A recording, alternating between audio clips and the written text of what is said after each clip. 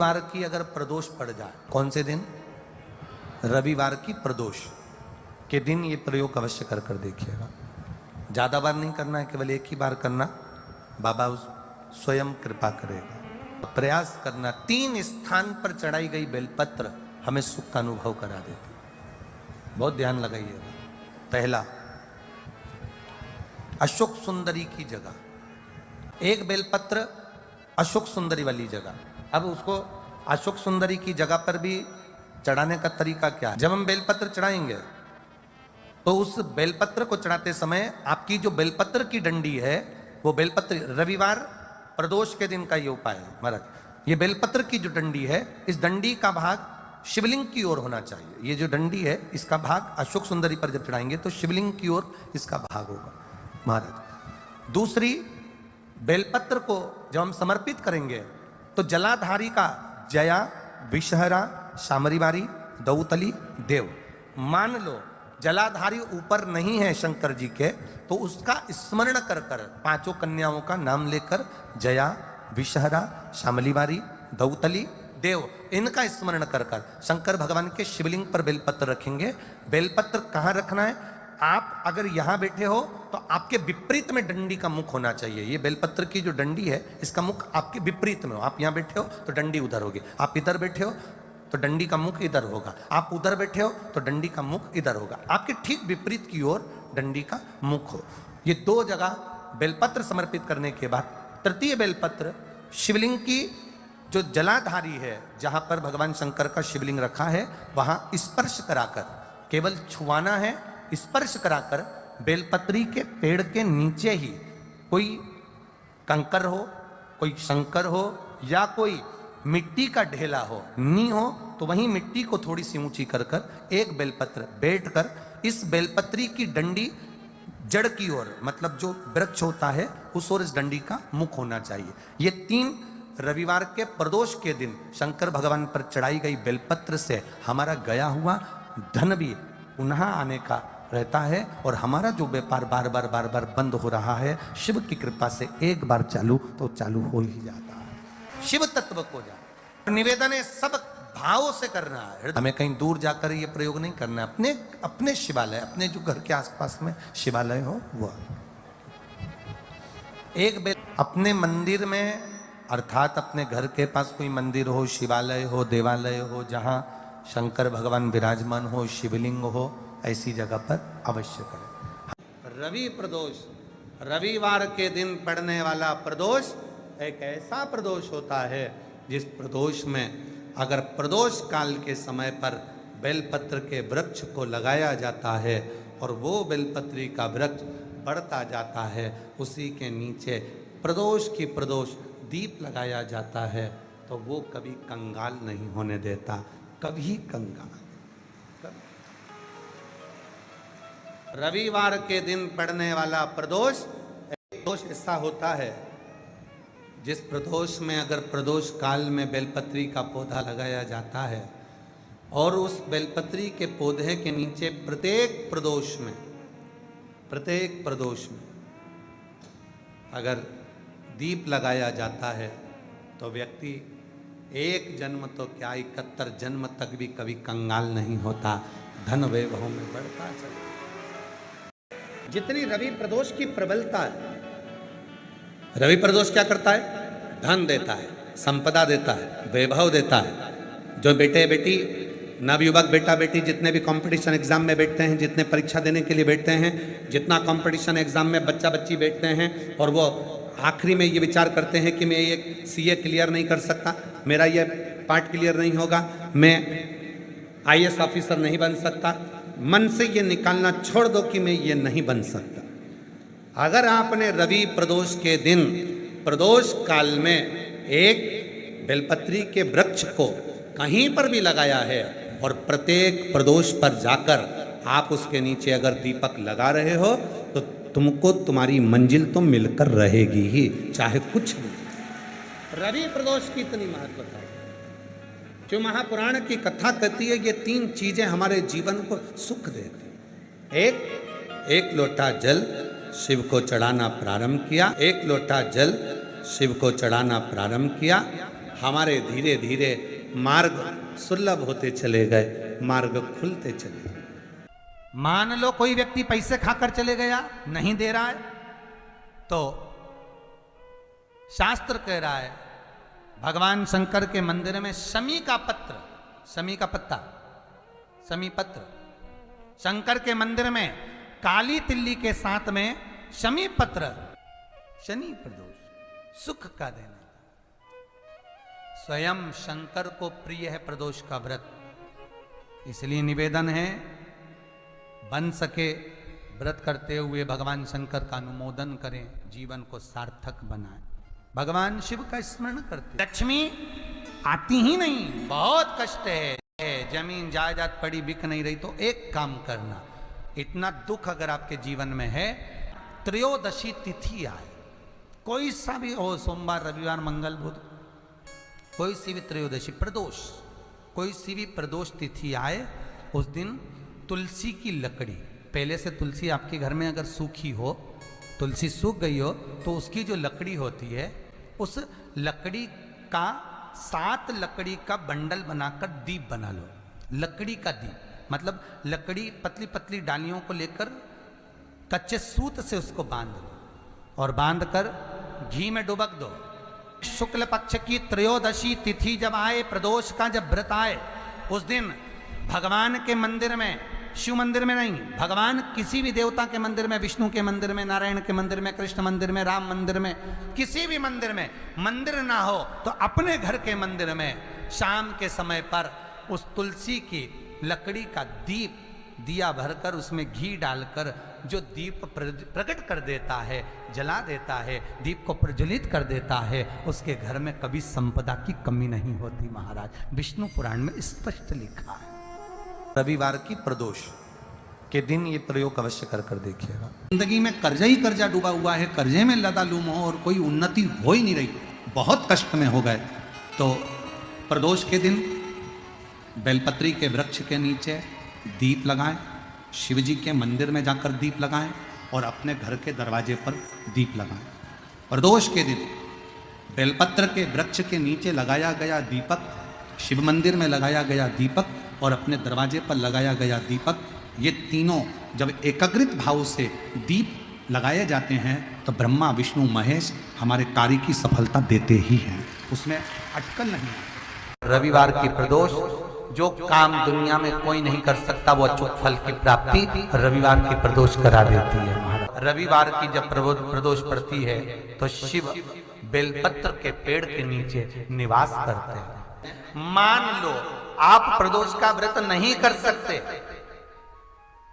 आप अगर व्रत नहीं कर सकते तो प्रदोष के दिन, प्रदोष काल में शाम का समय सूर्यास्त का कुछ पल, कुछ घड़ी के पहले से लेकर बाद तक का प्रदोष काल के अंतर्गत आप शंकर जी के मंदिर में जाकर 1 लोटा पानी, 5 बेलपत्र भी अगर समर्पित करते हैं तो संपूर्ण प्रदोष का फल आपके भाग्य में प्रबल हो जाए।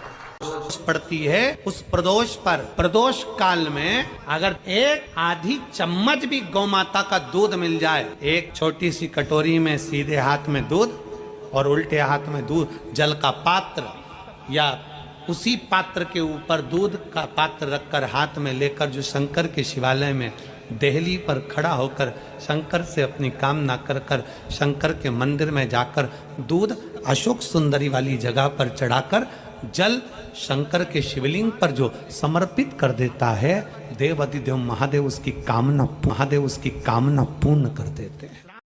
एक दिन शाम का समय, प्रदोष का दिन,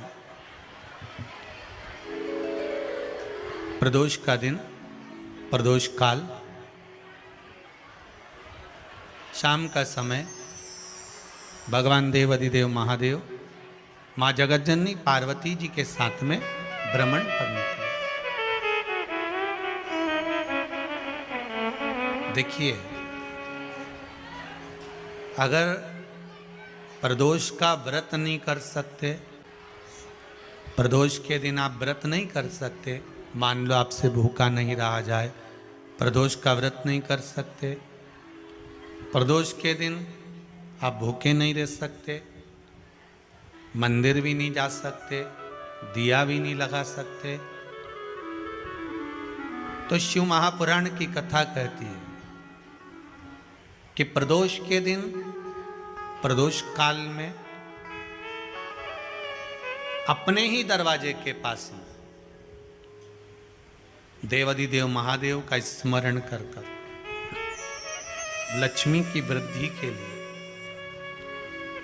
कार्य सिद्धि के लिए, संपदा को प्राप्त करने के लिए आप अपने ही दरवाजे के पास में एक दीप लगा सकते हो।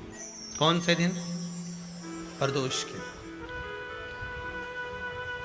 एक बात और अच्छे से समझ लीजिए, जो बच्चे चिड़चिड़े होते हैं, चाहे घर में बेटे हों, बहुएं हों, सास हो, ससुर हो, परिवार में छोटे छोटे बच्चे हों, चिड़चिड़ प्रवृत्ति करते हों या चिड़चिड़ा स्वभाव हो, जरा जरा सी बात में क्रोध आ जाता हो, बोलने का भान नहीं रह पाता हो, शब्दों के बाण चलते हों, तो महाराज प्रदोष के दिन, प्रदोष काल में बेलपत्री के पेड़ के नीचे एक, जो पत्ता आपके पास में हो, पान का मिल जाए तो पान का, पीपल का मिल जाए तो पीपल का, बेलपत्र का मिल जाए तो बेलपत्र का, उस पत्ते पर मात्र थोड़ा सा शहद और 7 दाने चावल के रखकर घी का दिया लगा दो महाराज, और थोड़ा सा जल हाथ की अंजलि में लेकर भगवान देवाधिदेव महादेव का स्मरण कर कर कि इस बेलपत्री के वृक्ष के नीचे माता लक्ष्मी, पार्वती, सरस्वती विराजमान है। इसी बेलपत्री के पेड़ के नीचे मेरे देवाधिदेव महादेव का 12 ज्योतिर्लिंग का स्वरूप प्रकट है। उनका स्मरण कर कर जल चढ़ा दीजिए और उसका स्मरण कर लो जो चिड़चिड़ प्रवृत्ति करता हो, क्रोध करता हो, जिसको बोलने का भान नहीं होता हो, सम्मान नहीं देता हो, अपशब्द कहते हो, उनका स्मरण कर कर आप छोड़ेंगे। एकदम एक प्रदोष करेंगे, दूसरे प्रदोष तक तो आपको कोई दिक्कत ही नहीं। 2-3 प्रदोष कर कर देखिए, बाबा कृपा करें। बच्चों को पढ़ने का कह रहे हो, पढ़ने बैठो, पढ़ने बैठो, पढ़ने बैठो, पढ़ने बैठो, तो एक आध प्रयास बच्चों के लिए भी कर लिया करो कि भाई ठीक है, बच्चे लोग विद्या में प्रबल होंगे।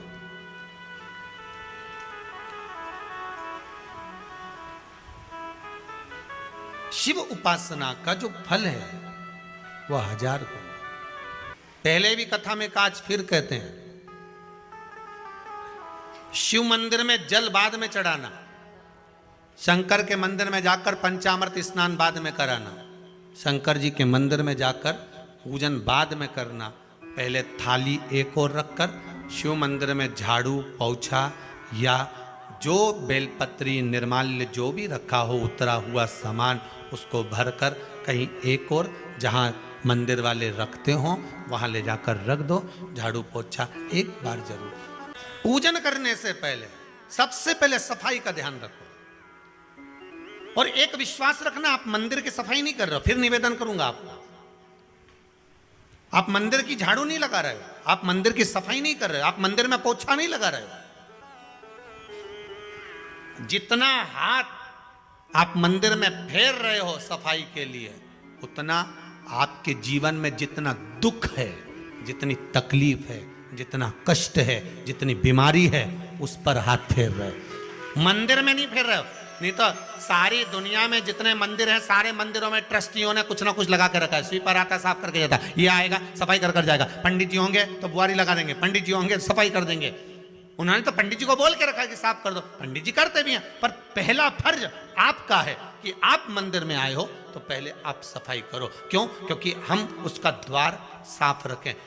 आज के समय में तो एक नियम हो गया साहब कि मंदिर में जाते हो तो मंदिर के दरवाजे पर चप्पल उतार के जाते हो, नहीं तो शास्त्र रीति तो ये कहती है कि मंदिर में भगवान सामने बैठा है तो उसके सामने चप्पल भी नहीं उतरना चाहिए।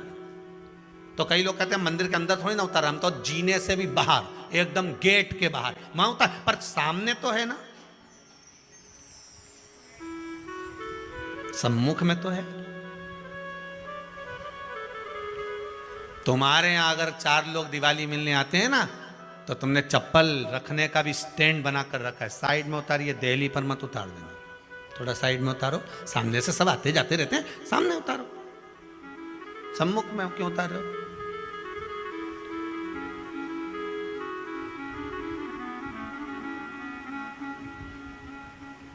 थोड़ा द्वार पे से दूर उतारिए।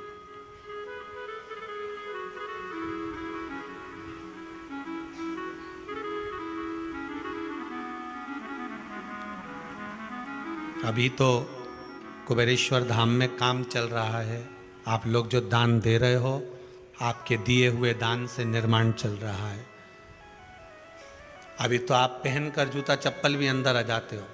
भले दूसरे मंदिरों में चप्पल पहनकर हमने देखा है, आधिकाधिक मंदिरों में, ब्रजभूमि पर भी बहुत मंदिरों में लोग अंदर जूता पहनकर चले जाते हैं, पर जब तक बाबा नहीं बैठा तब तक तो आप पहन कर आ रहे हो। जिस दिन बाबा कुबेरेश्वर धाम में आकर बैठ गया, उसके बाद वो दोनों गेट पर चप्पल बाहर ही रहेगी। आओ आप, कंकर से शंकर जब शरीर से लगेगा तब सुख भोगोगे, आनंद भोगोगे, सुख की प्राप्ति। अपने द्वार पर भी कितना सुंदर लिखा है भविष्य पुराण के अंतर्गत। और विष्णु पुराण में भृगु बाबा का चरण का चिन्ह भगवान विष्णु की छाती पर रहा। भगवान विष्णु की छाती पर भृगु बाबा के चरण का चिन्ह रहा।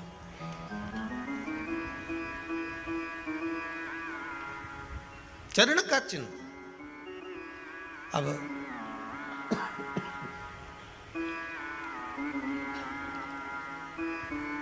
भविष्य पुराण में लिखा है कि अगर हम मंदिर के द्वार पर, घर के चौखट के एकदम सामने चप्पल उतार देते हैं, 7 बार दिन भर में से, कितनी बार? 7 बार विष्णु पुराण कहती है ऐसा कोई दिन नहीं होता जिस दिन दरवाजे पर 7 बार लक्ष्मी आकर खड़ी नहीं होती हो। कल एक कथा कही थी आपको कि प्रत्येक मनुष्य के भाग्य में सुख लिखा है, केवल मंथन करना। भविष्य पुराण कहती है 7 बार लक्ष्मी प्रत्येक मनुष्य के दरवाजे पर जाकर खड़ी होती है, पर द्वार पर चप्पल पड़ी होने के कारणवश वो लौट कर चली जाती है। बहुत ध्यान दीजिएगा महाराज, थोड़ा सा आपको बुरा लगेगा, लग जाए, पर शिव पुराण है, जीवन संवार देगी तो अच्छी बात है।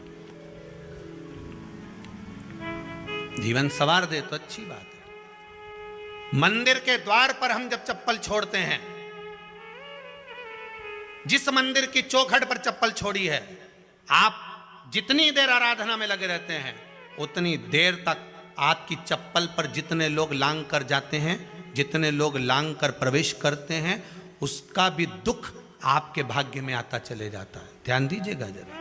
चप्पल का भविष्य पुराण में पढ़िएगा कवि की पादुका का महत्व क्या है, पादुका किस ओर उतारना चाहिए, पादुका को कहाँ रखना चाहिए, किस जगह पर बुआरी झाड़ू को रखना चाहिए, किस जगह पर चलनी को रखना चाहिए, सुई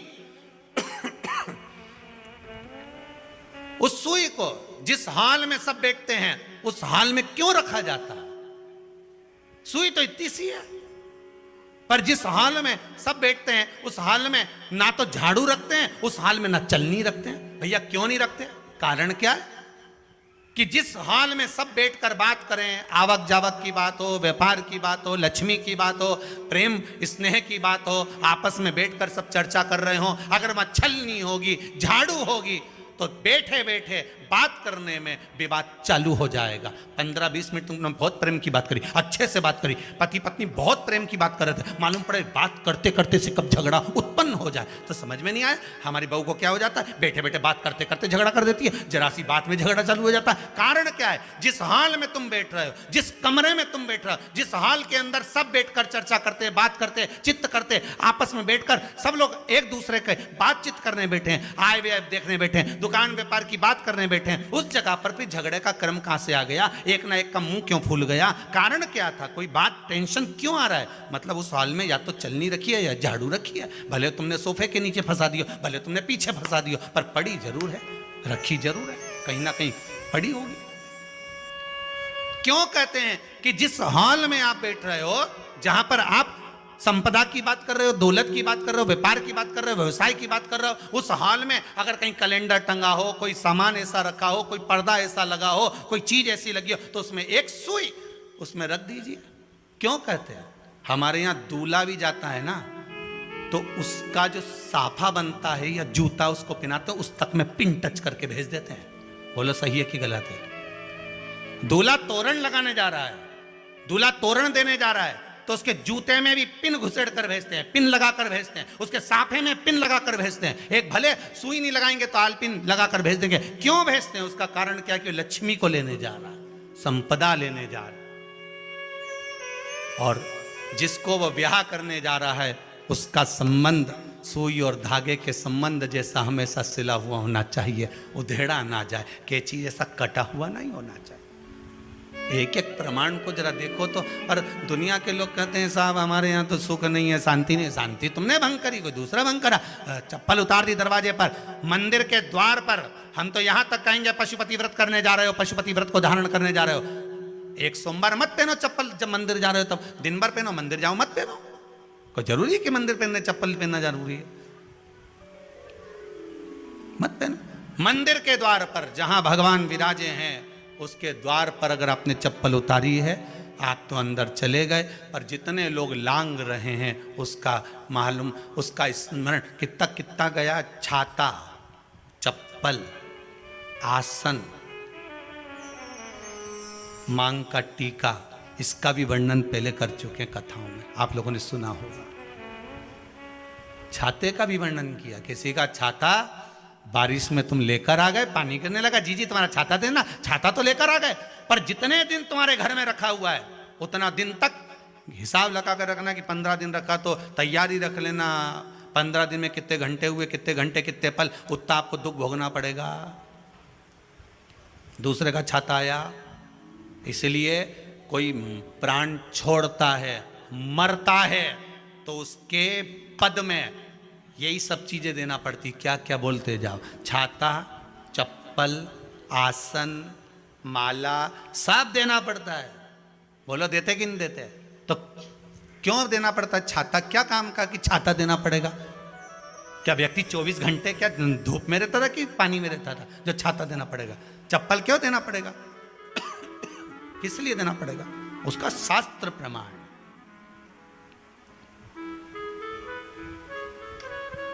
जरा सा राजा परीक्षित ने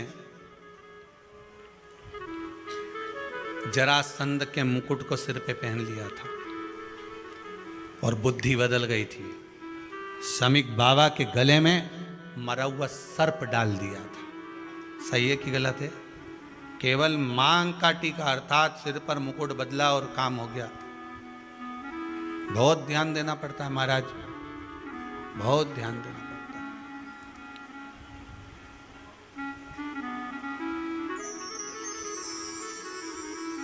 तुम्हारी चप्पल कोई ले गया, तुम रो रही, किसी ने पूछा क्या हो गया? मेरी चप्पल कोई ले गया था, फिर मैं दूसरे की ले गई। तुम्हारी कोई दूसरा ले गया, तुम दूसरे की ले गई।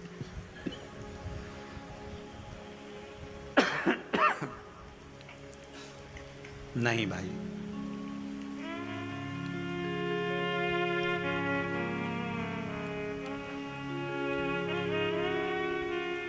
उसको प्राप्त करने के बहुत तरीके हैं। एक सत्य बात कहें, 7 बार लक्ष्मी प्रतिदिन मनुष्य का द्वार झांकने के लिए आती है। ऐसा कोई दिन नहीं जाता जिस दिन तुम्हारा भाग्य भगवान पलटने के लिए नहीं बैठा हो। वो तो इंतजार करता है कि ये गेंद फेंके और मैं चौका छक्का लगा दूं। वो कहते हैं ना, 1 ओवर में कितनी गेंद फेंकते हैं? जम के बोलो। अरे 1 ही फेंकते हैं। 1 ओवर में कितनी गेंद फेंकते हैं? 1। वही गेंद बार बार फेंकते हैं ना। गेंद तो 1 ही है नहीं, वो तो बार बार गिना है तो 6 बार गिना है, तो फेंकी तो 1 ही है कि बदल बदल के फेंक दी, पीली नीली हरी गुलाबी? नहीं, 1 ही है।